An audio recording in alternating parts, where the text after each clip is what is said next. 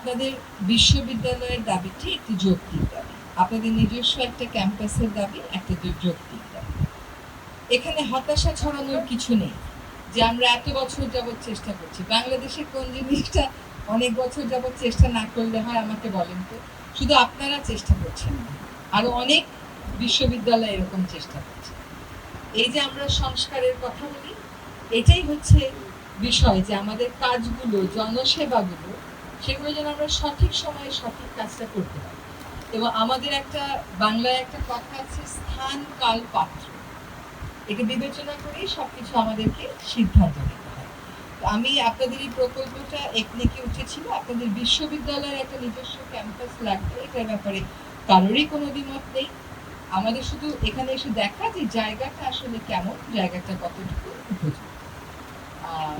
আর বরাদ্দ 500 কোটি বেশি না 500 কোটি কম, কাজ শুরু হলে আরো পাওয়া যাবে নাকি আরো পাওয়া যাবে না, আপনারা তো তাও 500 কোটি পেলেন, আমার অনেক বিশ্ববিদ্যালয় আছে তারা কিছুই পায়নি এখনো পর্যন্ত।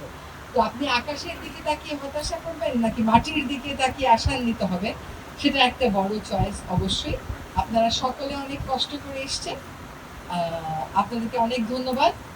আমি রবীন্দ্র বিশ্ববিদ্যালয় শুনলেই তো একটা কাব্যিক অনুভূতি হয়। আজকের দিনটাও সেই অনুভূতিটাকে সমর্থন করলো।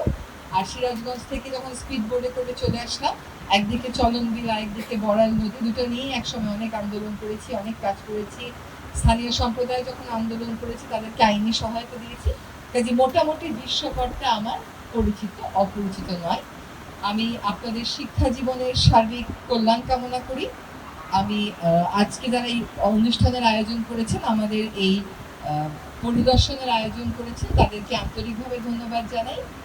সিরাজগঞ্জ শহরকে মানুষ কিন্তু চিনে যমুনা পাড়ের শহর হিসাবে, সিরাজগঞ্জ পাবনাকে মানুষ কিন্তু চিনে তাঁতের উৎপাদন স্থান হিসাবে, ভালো মিষ্টির স্থান হিসাবে। কারণ এখানে গোচারণের অনেক বড় বড় বিস্তৃত জায়গাতে প্রচুর পরিমাণ গরু এবং সেখান থেকে দুধ এবং সেখান থেকে মিষ্টি হয়। এরপরে যেন সিরাজগঞ্জকে মানুষ চেনে একই সাথে আপনাদের এই বিশ্ববিদ্যালয়ের মাধ্যমে। আপনাদের এই বিশ্ববিদ্যালয়ের জন্য শুভকামনা রইল। অনেক ধন্যবাদ।